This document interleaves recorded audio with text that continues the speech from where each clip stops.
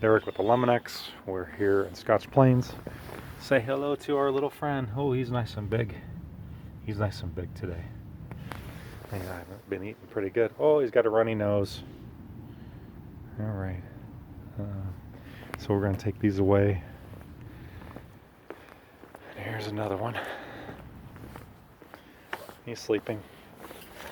Hey. He's sleeping. But as soon as I open the cage, he's going to run out. Then I have a third one in the back. There's a third one back here I'm going to take away. They're getting in through these vent covers. And I guess when they patch them up, they just rip another hole. Oh, he's barking at me. So this one, they patched this one up, and it broke right through it again, instead of just stacking a new one.